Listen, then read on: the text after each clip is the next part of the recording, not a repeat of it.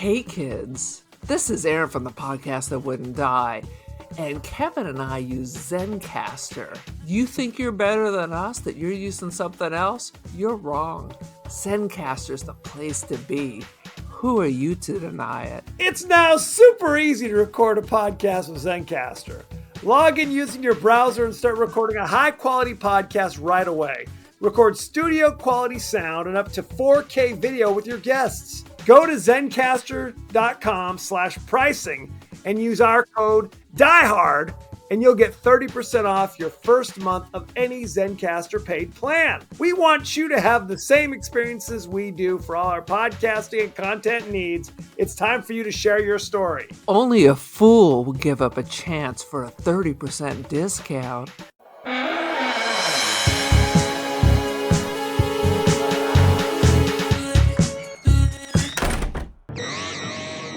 Zardoz speaks to you, his chosen ones. The gun is good.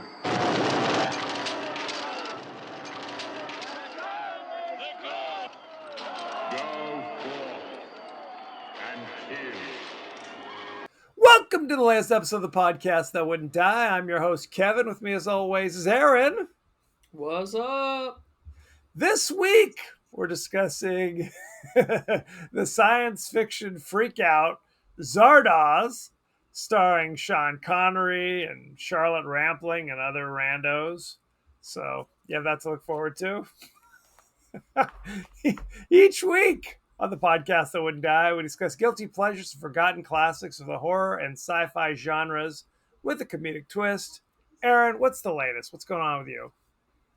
I'm a little groggy because I just ate some cheese and some It's bars, which is a San Francisco treat. What's an It's bar? Have you ever had one? I guess not. Have you ever heard of it? No. It's originated in San Francisco, but they're an ice cream sandwich. It's oatmeal cookie on top, oatmeal cookie on the bottom, dipped in chocolate. They come in other different flavored ice cream. The next time you're at the groceria, if the B-Town got it, then it's ubiquitous. How about that? B-Town got it. Well, I have to check. Yeah, we're not exactly cutting edge. I do like a ice cream sandwich, which is like a cookie on the top and the bottom, and then ice cream in the middle. I do like that. I find I don't like it where it's like that, whatever that is, that chocolatey fake cookie that just gets shit all over your hands. Have you ever had those ice cream sandwiches? Yes. That are like rectangular. That was like ice cream man. That kind of nonsense. The good humor bar.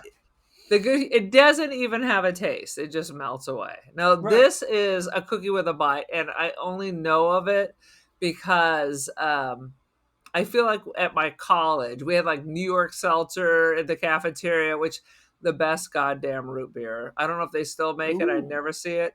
But it's clear, but it's spicy. I like a spicy root beer. And they always had It's bars. And I went to school with a bunch of Bay Area people. They're like, you had never heard of an It's bar? What? Never heard of it. Look for it at your local bodega. Actually, it wouldn't be the bodega in Irvine, at the H Mart, I guess. Yeah, that is correct. At the 100%. Korean grocery store now. There you go. No, I always say that traditionally, if I'm reaching for a snack, I'm more of a savory guy than a sweet. But when that's me. When I want an ice cream, I'm going whole hog. I want real ice cream freak out. I want a bonanza of ice cream. That's how when I'm in that mood, no question. I will say when I do want something sweet, then it's going to be ice cream. I never say, oh, I wish I had a slice of cake. I wish I had a bit of pie. No. It depends. Want ice cream. We've talked about this before. I'm not talking about if cake and pie are available, then whatever. Oh, that's fair. But if you're sitting at home and you want something that's going to require you to go somewhere, it's going to be ice cream. That's fair. That's fair. I can't disagree. I just always say the problem with cake generally is that the cake that's readily available usually sucks. Right? If we're honest. To get a good cake, you're going to spend a fortune on it. Because usually it's like the icing. Like if you go to Walmart or something and get like cupcakes or something, you might as well just kill yourself. Right. You go, 9 times out of 10, if someone brings cake to work, it's going to be crap. It's not worth the calories. It's not worth the time. or the money. It's not worth. You might as well just eat like Drano or something, and you'd be Oh my happier for God. it. Dude, I will, unless I'm starving, I have totally been the person who took a bite and then just kind of pushed it to the side. Why waste Right. your time on crap? Well, I And mean, most cake honestly, is crap now. 100%. Even if you go to the store and you're like, you know what, I'm gonna make it myself. I'm gonna get my Duncan Hines. The Okay, cake may be okay, but the frosting is always gonna suck, and that's just if you're not making the frosting like from literally from scratch, it's crap. Go ahead, Aaron. if you really want a good chocolate frosting, and I will tell you, maybe the best chocolate frosting in the whole world, Lay it and on me. the only one worthwhile, you got to get the Hershey unsweetened cocoa, and there's a cake recipe and a frosting recipe. Oh, sweet Legit. baby. It's literally it's the Hershey unsweetened chocolate. It is butter. It is sugar and a teaspoon of salt. That's it, whipped together. It is Dynamite. fucking amazing. It's real buttercream, not whatever weird lard they're using at the bakeries. 100%. But that's what's so crazy. It's like if you got a recipe online for just like some kind of frosting or something, if you made it from scratch, it would be dynamite. It would be dynamite. But the fact that if you get a tub of this shit from your grocery store, it sucks. It always sucks, no matter what the flavor on it is. It sucks. And quite frankly, the cake mixes, I mean, it's only like one step less than making it at home. Correct. You know what I mean? What's 100%. in the mix? There's flour, there's cocoa, and a leavening. You still got to come up with oil, eggs, all the liquids. So are you saving time? No, and it doesn't taste as good.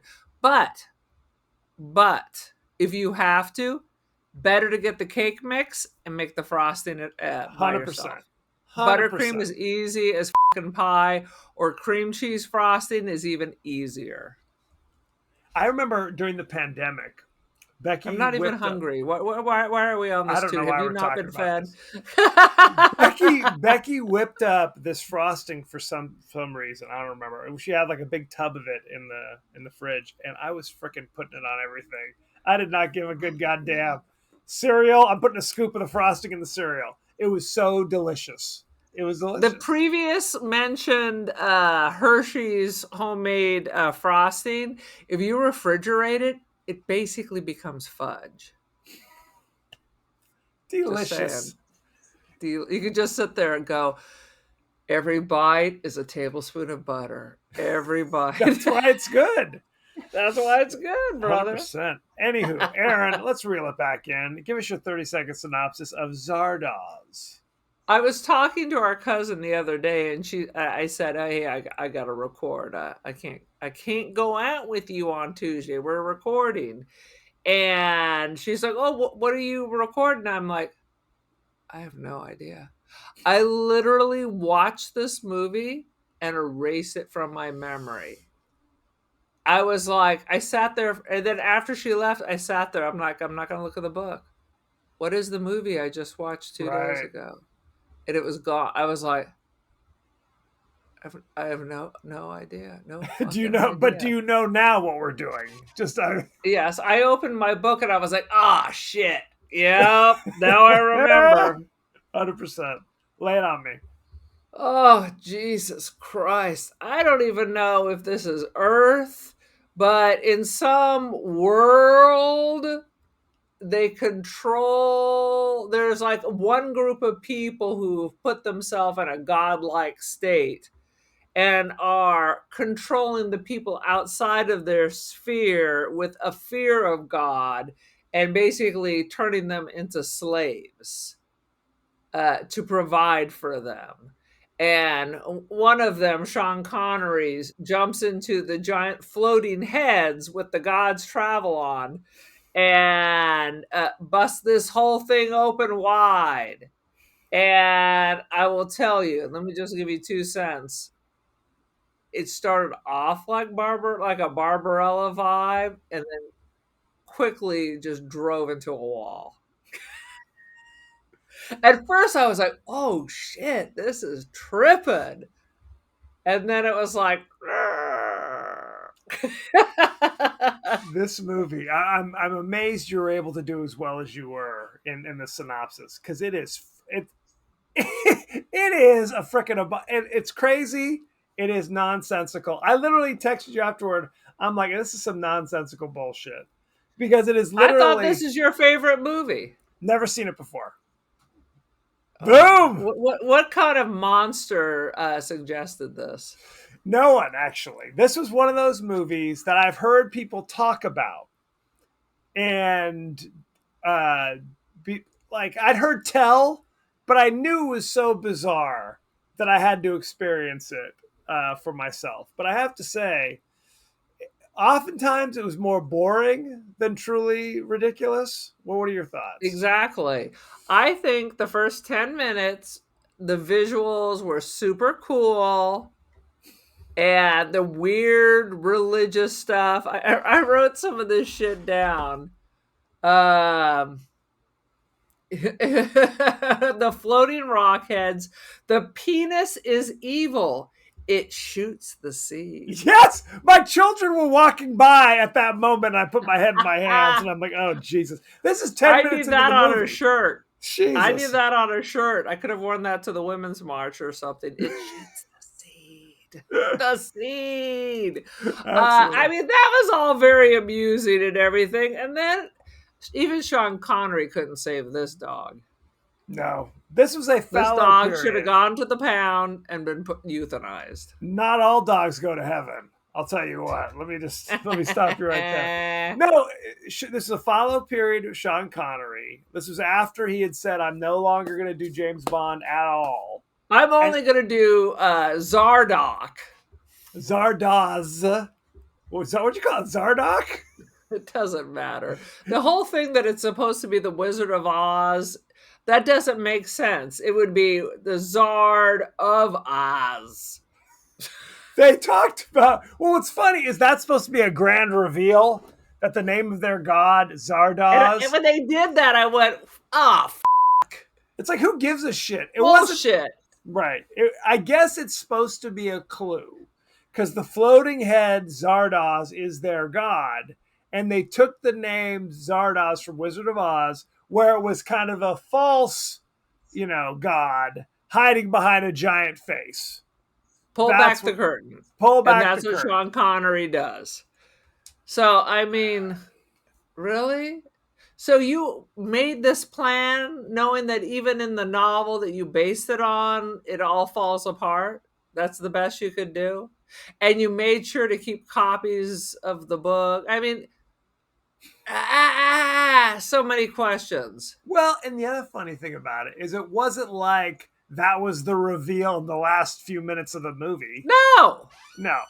It was like a half hour into the movie. They're like, "Oh, by the way, Zardoz is from The Wizard of Oz." How about that? Good And stuff. that's what made Sean angry and he killed his god.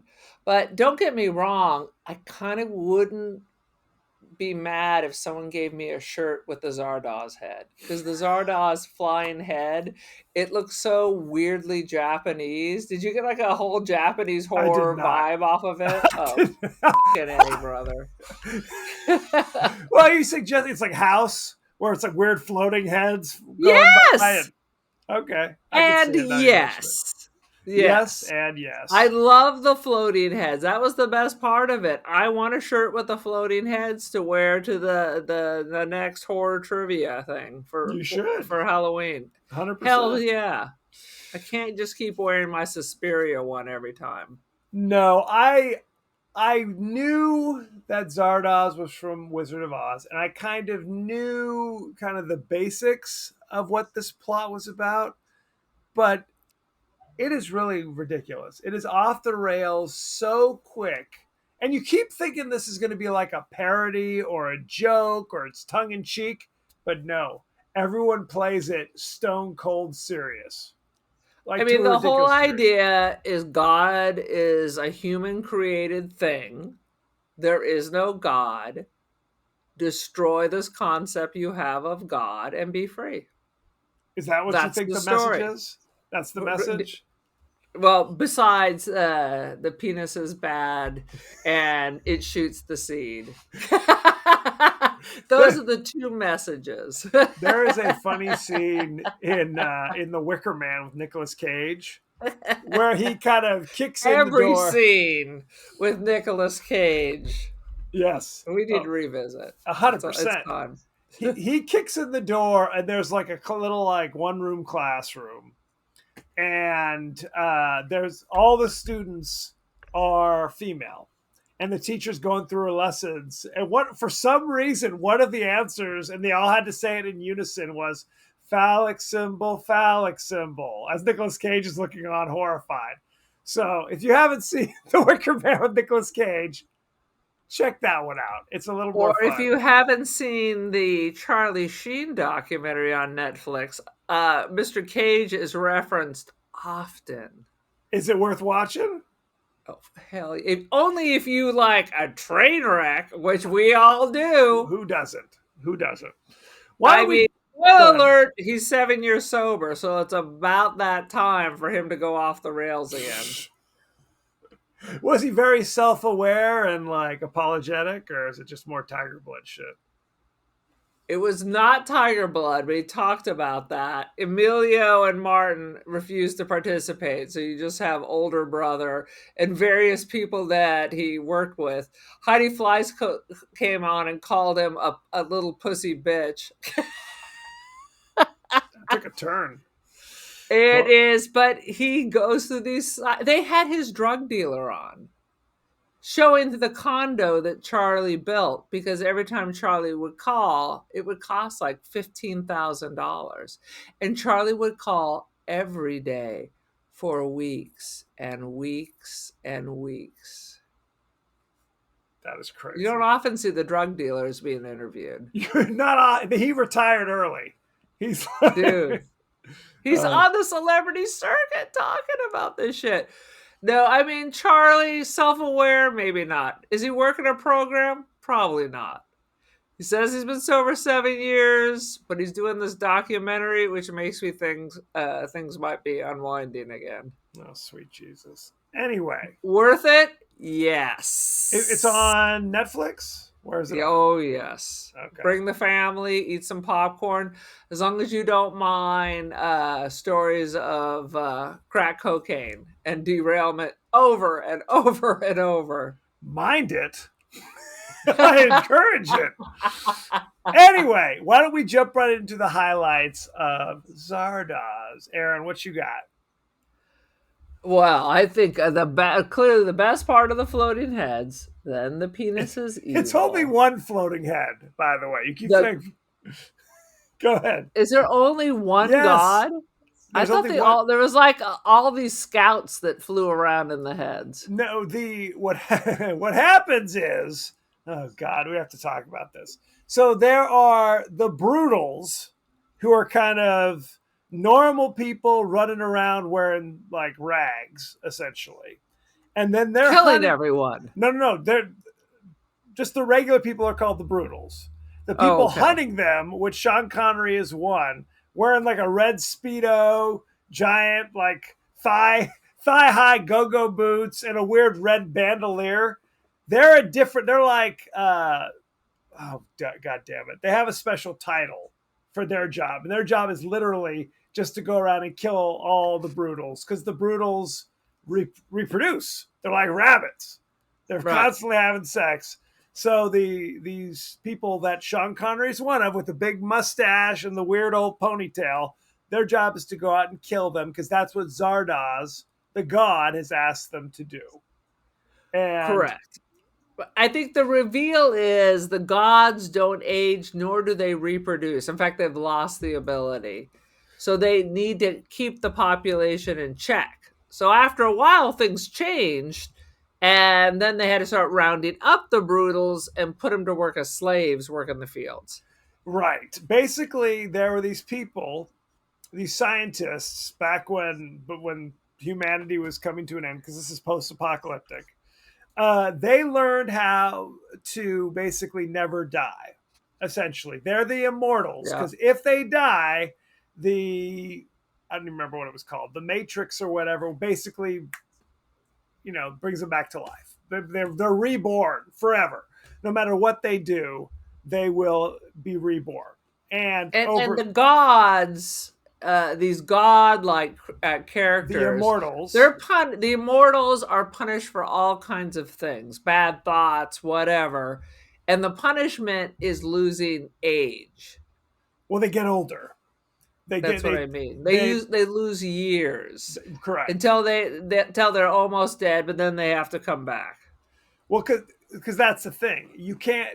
Um, because you can't really die. If You you have a get bad aura, that's enough. you get There's a lot of basically bad auras. correct because you can't really die. If you get old, now you're just spending eternity as an old withered person, and they call you the renegades or the old senile people. The old senile people who I don't want to be called the renegades. I want to be called the old senile people. 100%. They're the old senile people who run around and just laugh, and they're wearing suits like it's the Roaring Twenties for some bizarre reason. Yeah. Then there's the apathetics, who are also immortals, who just don't give a shit, who've total lost They're, all they're joy like of the life. people on fentanyl that you see on the news that are just like in a stupor. Right. Because it doesn't matter. Nothing matters when you're immortal at this stage of Well, the game. until you lick the sweat off Sean Connery's balls, then you get a bolt of lightning. There was Sean Connery was one of these guys hunting people. And what's funny is the movie starts off with this kind of disembodied head kind of telling everybody the history of this world. And now I read somewhere the producers added that because people are like, no one's going to know what the hell is going on here. This plot is so nonsensical. We have to add this bizarre floating head to explain it. We could have done a crawl, but why do a crawl when you can have a crazy head talking? And I say the head is the best part of the whole thing. It is so strange and bizarre. I was like, oh my God, is this like, what is it, Fantastic Planet or something? Am I just tripping out and I didn't realize it? Well, that was the best part. Sean Connery wakes up at the beginning of the movie inside the floating head. And I'm sitting there going, did I miss something? Because it's like him just kind of getting up from this pile of gravel or wheat or whatever the hell it is and just kind of looking around. He's like, what's going on? I'm looking around. And I'm like, how did he get here? Who is this person? No explanation. No explanation. At first, it seems like he just got there and then shoots some dude. And then it's like revealed he's been floating around with this for weeks, months, years. How long has he been reading every book in the library before he came to the Wizard of Oz? That's after they taught him to read. That was like earlier before the movie began when he was off doing his shit, basically. He stumbled upon the library. You're right. For some reason, he taught himself to read the books because I thought the library's in the head. No, the library's not in the head. Library's on the barren landscape of the craziness with the Brutals running around. All right. But he was enticed into the library by Friend, who was one of the immortals. And he's like waving a book at him and shit. And that's how he discovers about Zardoz as the Wizard of Oz. This is all shit you discover later in the movie if you haven't fallen asleep by then. So he kills him because he's angry about the reveal. Is that what it is? Unclear. The narrating floating head is in the head, in the giant stone head of Zardoz. And Sean Connery sees him, shoots him with his gun because these guys get guns from Zardoz's head to kill all the Brutals. Right. Just talking about it is making my head hurt. He shoots that dude. He's like, you didn't have to do that. I would have told you everything. And then he just kind of floats away. Woo! Right, because he's immortal. But then they say he's dead. But then he shows up later. I think when you die, you are now like a little fetus in an old bag, and then you slowly grow. It took some time for him to come When back you to mean an life. old bag, you mean an actual bag, or do you mean it's growing in an old woman? You sexist son of a bitch. I'm going to bring that back. Calling, calling, calling an elderly woman an old bag. I think we should bring How that back. dare you, sir? Anyway, no, and then so later in the movie, it's revealed that Friend and I guess the Zardoz head were working. Is that right? Or is it just Friend? I don't goddamn remember. Fran is the pilot, right? He's the pilot of the head. And he's like some revolutionary. He basically, they want Sean Connery because it's later revealed that Sean Connery was like a mutant of some sort. Not really explained. Because he knows how to read or he has magic sweat. Well, something like that, right? It's his magic sweat. He is there to basically figure out a way so that the immortals can finally die. That is why he's there. But he's Sean Connery, and I think it's also supposed to be like he's like Mr. Virile and shit. I think we're supposed to think with his hairy chest and his mustache, and all the other dudes are kind of But these his like. penis is bad. I wrote down, is Sean Connery's penis evil?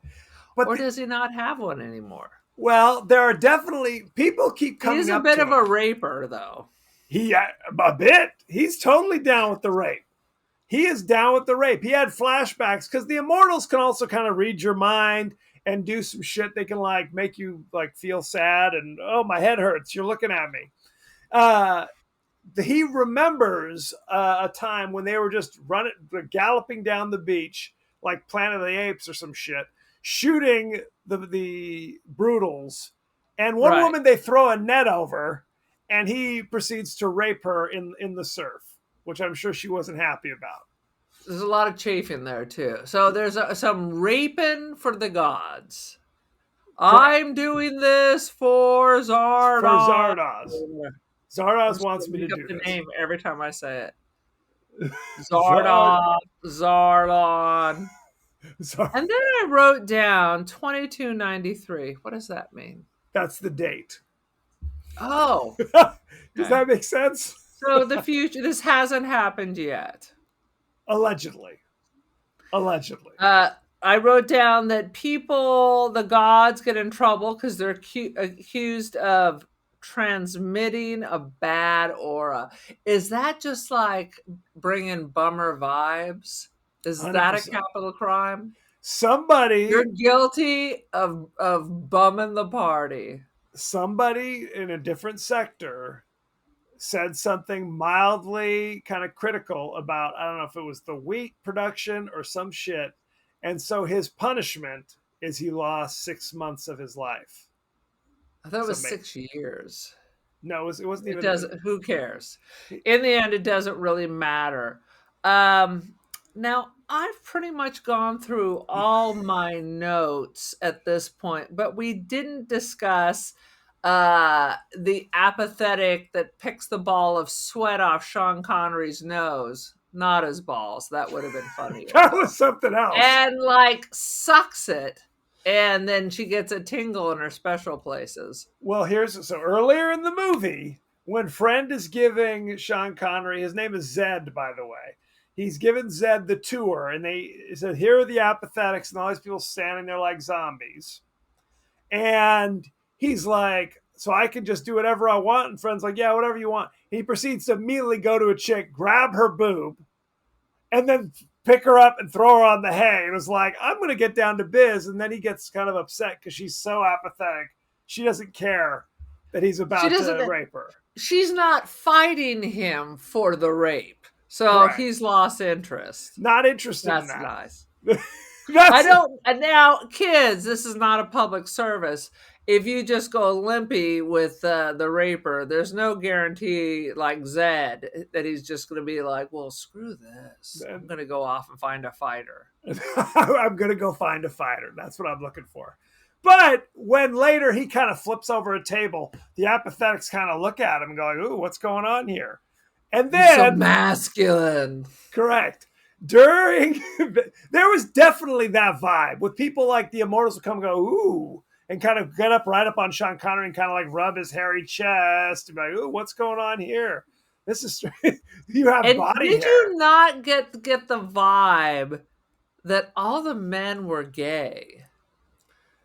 I think, yes. I think this is the future where there is no such thing as kind of being heterosexual anymore. You're just kind of down for whatevs. Girls are rubbing on the girls, the guys are rubbing on the guys, girls and guys rubbing each other. They're just down for There is whatevs. no like the hyper masculine dude. I, Not that gay guys can't be hyper masculine, but this is 1974, so it's how you think gay people would be portrayed in 1974. I think that's what we're supposed to think, is that over the hundreds of years that the Immortals have been around, they've reached this point where they have like no sex drive at all. And for the Right. men, that's manifested in kind of this effeminate quality that they have. So that when Sean Connery comes in, big strapping Sean Connery, they're like, oh my god, ooh, clutch the pearls. What's this? Why couldn't they just capture some brutalists or whatever and bring them over for fun? Who the hell? Who knows? You know, Unclear. I mean, if just seen, I mean, don't get me wrong. If I just saw Sean Connery, I would have special feelings myself. And I don't need to lick a sweat. For sure, he is Mr. Masculinity. It doesn't matter what rug you put on him. Sean Don't matter. Connery's pretty masculine. He is. If you looked up masculine, And if in you the don't dictionary, agree, he's going to give you a slap. you better believe it. Don't you look at me cross-eyed, Don't you lady. talk back to him. So the Immortals, absolutely. He'll tell you in interviews. That's how he rolls. EHI.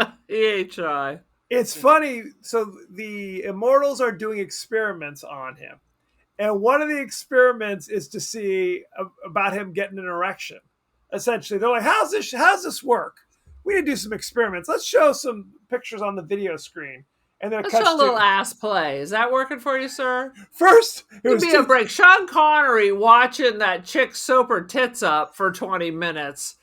Oh, no reaction? Really, gentlemen? No reaction.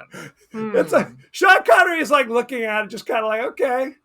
And then it goes, that's not working. How about this? Two women like mud wrestling or something like that. Yeah. Men don't like that. No, not into that either. But let's look at Charlotte Rampling. And look, she's an attractive lady. She's a foxy gal. But she is kind of that, Kate Moss kind of thing where they look like they weigh 90 pounds, do not have one single curve anywhere on their body.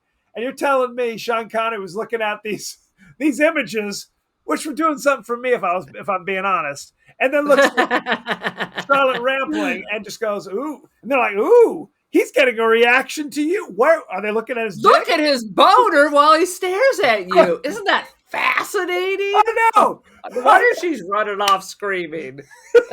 And we have stuff to say about this. This is funny. But it was a bizarre, like, culty thing where over the course of the movie, it seemed like eventually, like, all the chicks were kind of coming after Sean Connery. Like, I'm loving your masculinity.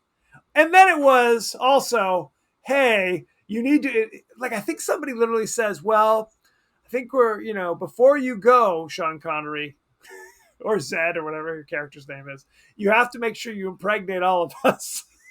That's like, Sean Connery's like, okay. Zed is Z. It's the last letter of the alphabet. Is he the last man? Unclear. I don't know.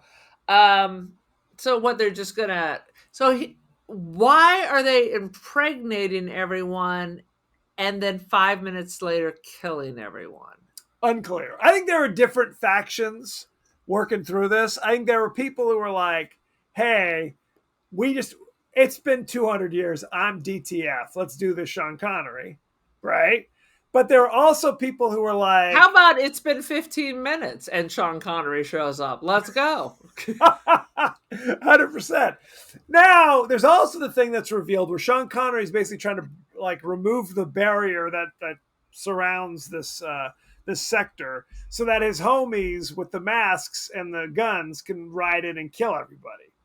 So that's kind of a So big we're reveal still later. going with that plan of killing everybody, even though we realize that's like a fraud that has been perpetrated all this time. Well, no. What happened when Sean Connery finds the jewel, which is revealed to Yes. also have the Matrix in it? It's like if we can get rid of the jewel or turn off the Keanu jewel, Reeves in there too? I think he would have maybe been like a fetus. if He we would have been can a baby.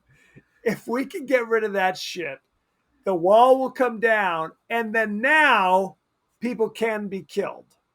So when the homies roll in there and just start gunning people down, people are like, "Oh, thank you. You're killing me. Thanks. I'm dying. Kill me next." There's a lot of that going on. Wouldn't So you want like a couple of minutes to just live your life a little bit? It not was going to be a interested. different life. Clearly not interested.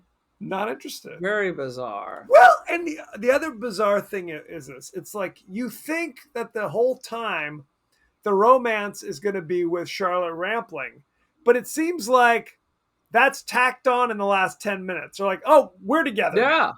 Yeah. I know you were spending all that time with that other chick. Not interested. I'm going off with Charlotte Rampling, and Charlotte was trying to kill him off the whole time. She was. She absolutely was. And then And then all of a sudden, I let's guess we're get good. on it. Let's get on. Well, and that was so bizarre. They kind of go off together, and then there's this montage of Sean Connery and Charlotte Rampling sitting together, and then like smash cut. Now they're a little bit older, and now she's pregnant. Smash cut. Now they're a little bit older, and now there's a little baby. Now there's a teenager, and each time they're getting older and crazier. His hair gets all longer, his beard gets all longer. Go ahead. The weirdest part is that she is aging faster than him. Yes. Yes. When clearly he's much older than her. But all of a sudden, he looks the same, but with like a little silver in his hair, and she's like a dried apple head. Think about this movie. Which makes no damn sense. Is how old do you think Charlotte Rampling was in this movie? Because you told me she was 21, I believe you. I wasn't gonna see. It's hard to tell. People looked older in the 70s, so I was gonna say like 28 or something. I mean, and she may well be. I'm not gonna bother to look I it up. thought you had when you're like No. the reveal is she was 57 years old in this movie. The crazy thing is Sean Connery's mother. the crazy thing is Sean Connery, like he aged like like milk, because honestly, he went when he was James Bond. He was like in his 20s, right? So when he stopped doing it, I think his last movie, he was like 41. So he's like 42 or 43 in this movie. And if you told me he was 60, I'd believe it. Honestly, he was withered as a grape. But it doesn't matter because he was in that fucking Indiana Jones with Catherine Zeta-Jones, which I thought for sure they were going to be effing any minute. I'm like, he's 90 and she is 22 years old. I'm like, this cannot be a fucking couple still. But he was still attractive.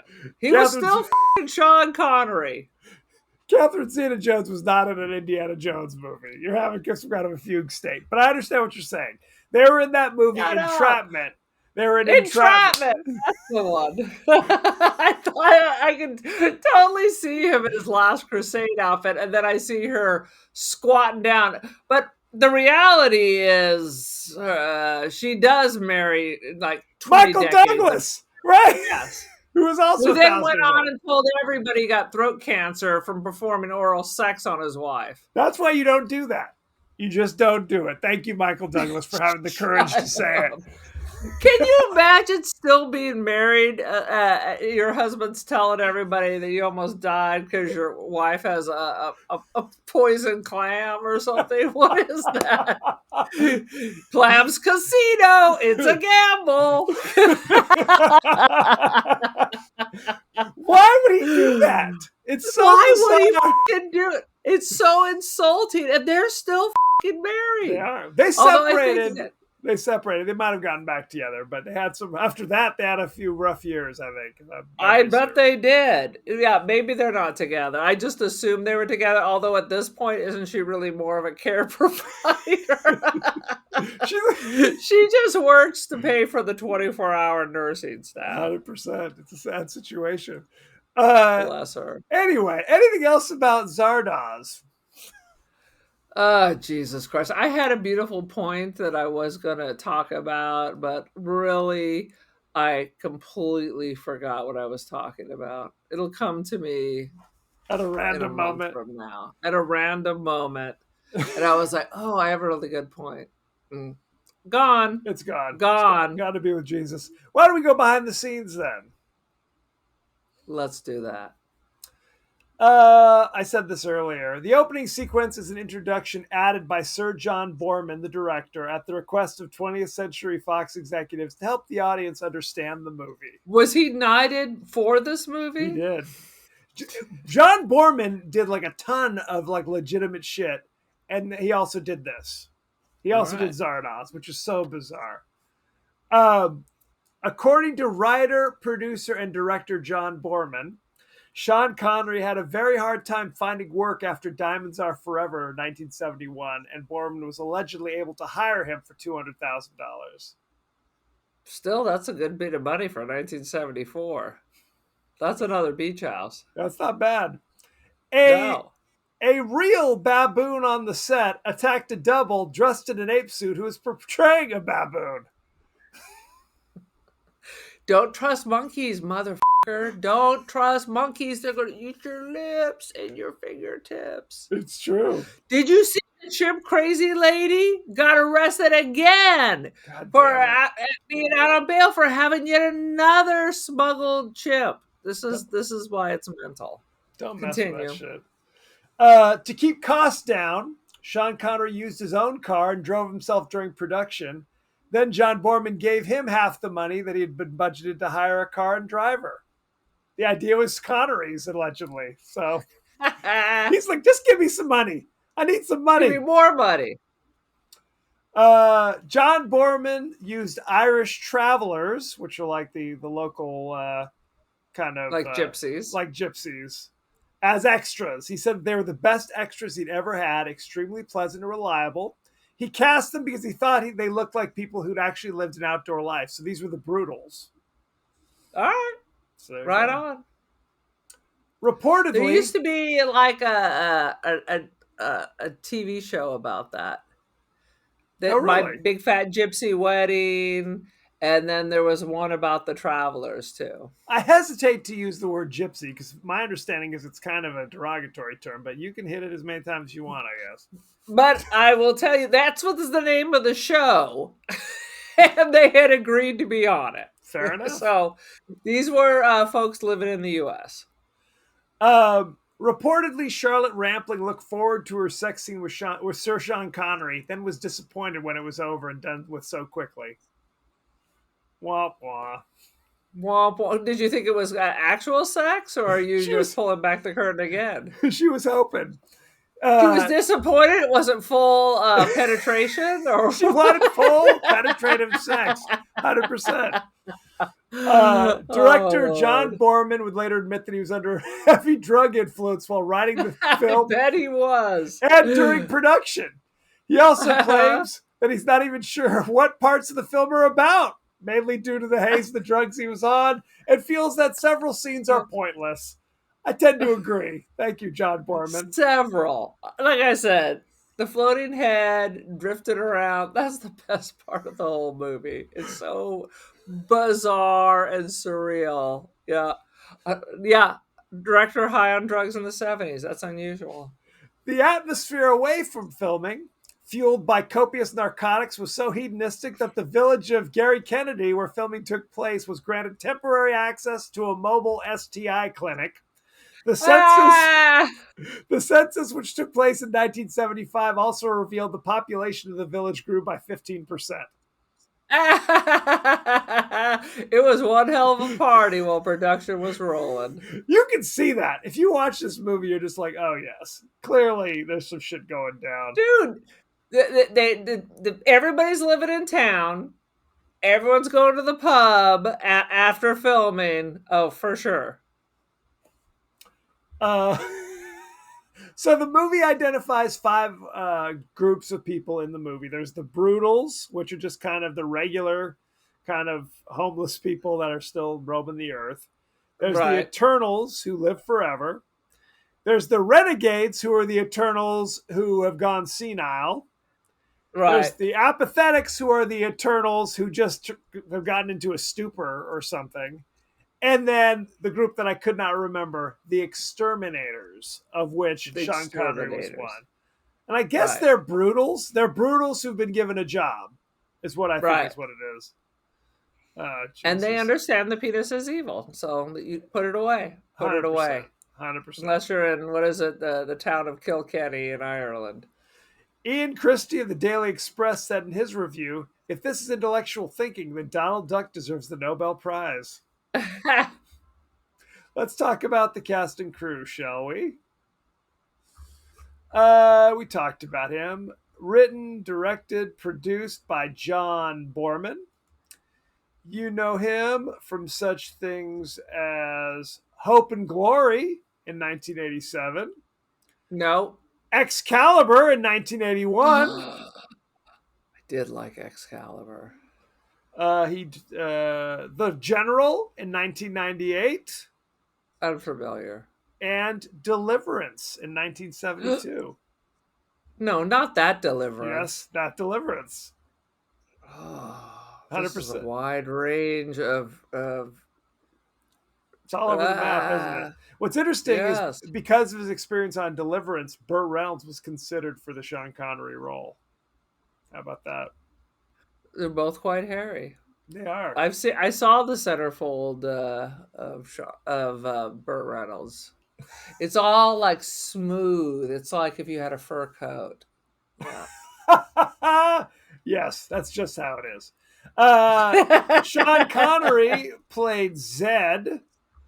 You know him from such things as Dr. No in 1962.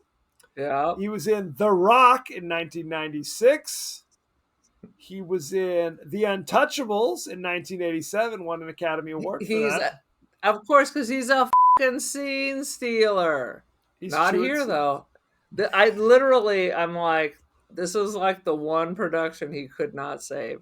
Usually he's in a film, the whole film is shit, but his stuff is amazing. Not this one. Yeah. Untouchables, shitty movie. Sean Connery's amazing.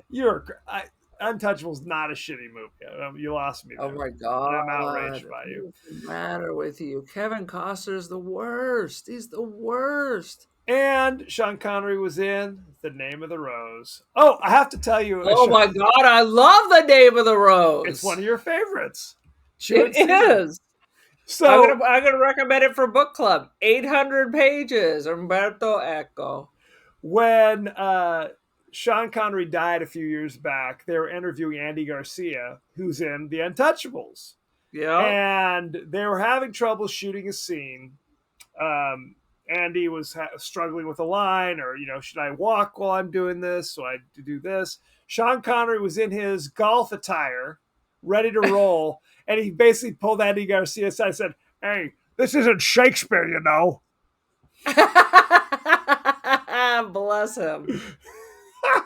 Sean Connery. Some people, they don't have to go dark. Some actors don't have to go dark. They don't need to dredge up childhood trauma. They just flip a fucking switch and just fucking act. 100%. 100%. The best part of that story is Andy Garcia doing his Sean Connery impression. It's the best of both worlds. Lovely. I do love Andy Garcia, though. Love Andy Garcia. Charlotte Rampling played Consuela. Why would she be called Consuela? It's so bizarre. Anyway, Consuela. Charlotte Rampling, you might know her from 45 Years in 2015. No? She Never was in Swimming Pool in 2003. Now you're making stuff up. No. Can you find something that I may have actually seen? How about Melancholia in 2011?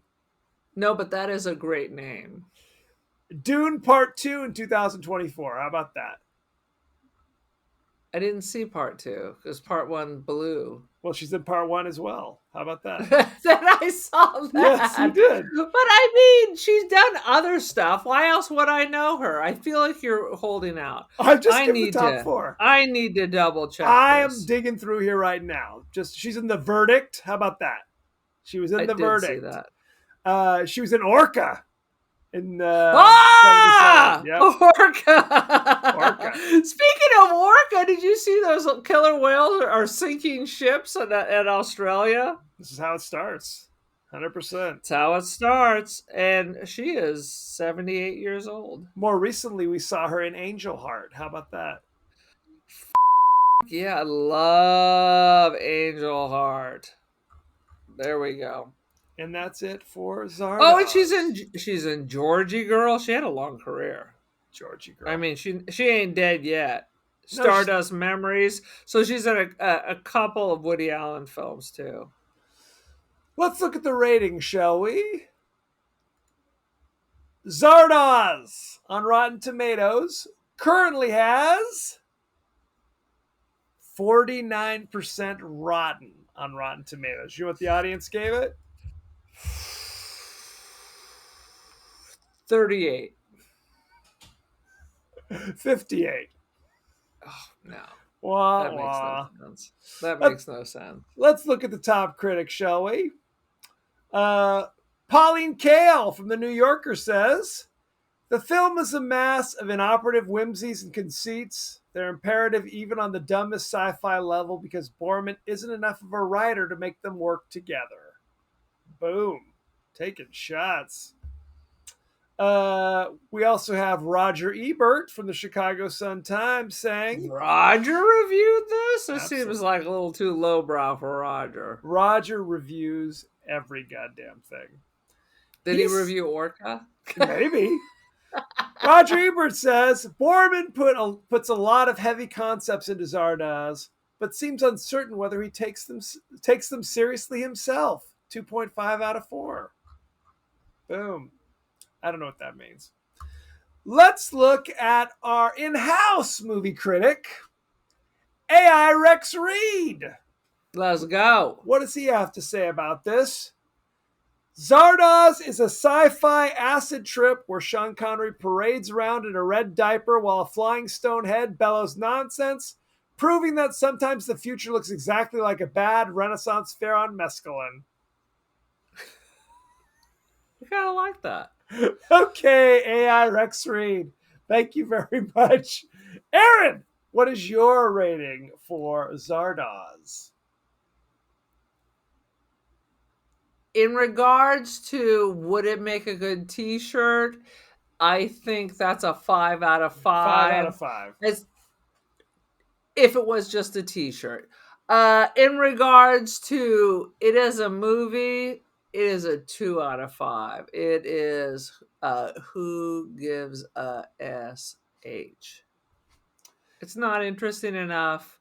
Honestly, it wants to be trippy, but it forgot what trip it was taken. It was a Jet 2 holiday was the trip that was taken. That's what it was. Fair enough. No, I mean, there are a couple moments that I chuckled at briefly.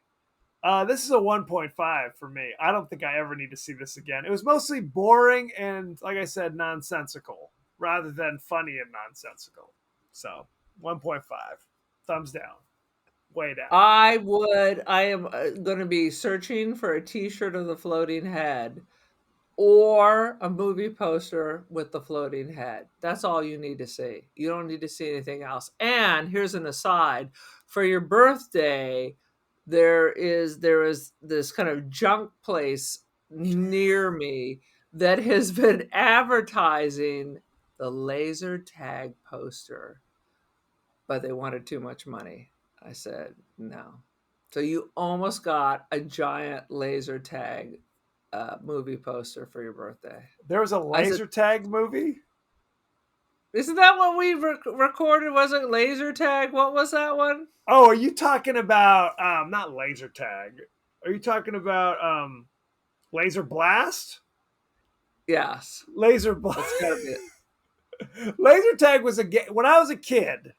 You looked in the Sears Oh, that was catalog. the thing. Yeah. Yes, It had 100%. like a suits of army, you had to lit it up. So it was the movie. So I went over there with a friend of mine and I tried to negotiate. I said, I'm not spending that much money because my brother's going to hang it in his garage. He'll be like, oh, and then he's going to see that it's giant. And then it's going to go in the garage, never to be seen from again. The dude 100%. would not negotiate. I was like, I'm gonna have to reframe it. I did all my tricks of the trade. I'm gonna have to reframe it. I'm gonna have to do this. He's like, I'd rather just keep it. I'm like, well, then that's what you'll do. Then keep it you shall. Because you're You've right. been advertising it for a year and nobody else even knows what the F it is. Well, it's when you do a joke gift, you don't want to spend much money on it. No. If you're laying real bread for the person to have like a 1 second reaction, they go, "Oh, okay, well that's something. Let's put that in the garage." You don't want to spend real bread on that. Spent some real bread for a baby gift, only to discover that by the time they got around to, because they got so much stuff putting it on, that it didn't fit the kid anymore, so they gave it away. And I had spent a significantly stupid amount of money on it, and I was like, never again. You live, you learn, right? You live, you learn. Anything else about Zardoz, Aaron? It's over, and we never have to think about it again. So, thank you very much. Go to our page across the internet landscape. We're on Instagram, TikTok, we're on Threads, we're on Blue Sky. You can also watch us on YouTube. Ooh la la. Ooh la la. Ooh la la. You can also email us, the podcast that wouldn't die at Gmail. We're on Apple Podcasts, Spotify, anywhere the finer podcasts are available. So don't forget to like, share, rate, and review, won't you? Won't you please? Aaron, what is your social media situation? I'm just going to put it out there. I'm on some media, and that media is called Instagram, and it is Join the Cult of Aaron. Boom, boom. And on a side note, please, people recently have rediscovered my Instagram, Don't Feed the Pigeon. So I'm sharing that at work again. As you should. Now I got to go find that stupid pigeon mask because I don't know where I put it. It's apparently next to my Russian camera that I also can't find. In my den, if you're on YouTube, my den of iniquity. Crazy crap. My den of iniquity, yes. Now, as we like to do, we like to share our friends and families' thoughts and feelings about our movies, about just the movie business in general. Aaron, what's the latest? What's the word on the street? In regards to Marathon Man, Captain Tripp says, the question was, the dentist scene in Marathon Man does... Oh, shit, you can't expand it when you just take a screenshot of it. So basically, Captain Tripp says the scenes with the drill in the teeth is terrifying, and there is nothing more terrifying than old Larry Olivier going deep, going elbow deep. And I think the perfect double feature is this and Boys from Brazil. Both involve Nazis, but we flip-flop. He goes from being a Nazi to being a Nazi hunter. So there you go. Laurence Olivier, that's range, baby. Yeah. That's range. That's range, baby. William Ream commented on the Stepfathers that he loves them and owns all of them. All of them? That's what the man says. Oh, sweet Jesus. Fair enough. And then there's various women who want me to join their telegraph, which I'm not going to do. What is a telegraph? What does that mean? Telegraph is yet another way of messaging people. I had to use Telegraph when I was in Japan. That's what everybody used instead of WhatsApp. Oh, gotcha. It's yet another way of getting you off the main platform so you can just start sending prostitutes money. Oh, sounds good. Yeah. That makes it easy. Next week, we're doing a movie that I'm shocked we have not done thus far. We are doing the immortal classic Sleepaway Camp, starring people. I think James Earl Jones's father plays a small role in this, if that counts for anything. So check that out. Father? Yes. Father? I feel like James Earl Jones was always old. So how could he even have had a father? Was his father born in the 1800s? It's possible. It's possible, but that's neither here nor there. All right. I have a special relationship with Sleepaway Camp because I remember as a child seeing the box on the shelf of like the warehouse or Blockbuster or whatever the case may be. And other than that, I'd never heard anything about them. I did not know they existed. And then on the old show I used to do, the B Movie Club, somebody said, "Hey, have you done Sleepaway Camp?" And I'm like, I don't know what this is. Is this a real movie? But I've seen it since then, and I feel it's right up there with the pantheon of these type of 80s slashers. So, I'm excited because I'm not sure I've seen it. and we'll talk about it in nauseating detail next time. How do you watch it? This is an important question. That is important. I will tell you, I watch it because I own it, so I don't Oh, have to do anything Lord. else. How about them apples? Owning movies is a scam, Kevin. That's what you keep telling me. If you want to watch it and you don't already own it, it's available on Prime Video with a subscription. It's on Fubo, it's on Peacock, it's on Roku, it's on Canopy, it's on something called SX and Philo and Pluto TV, and I need my SX glasses. sounds like it might be Vivid Videos, some kind of mainstream. Well, that's a second reason to subscribe. So check that out and send in your favorite scenes, favorite quotes, comments, and questions, and we may talk about it on the show. So thank you very much and be well. Be well, children.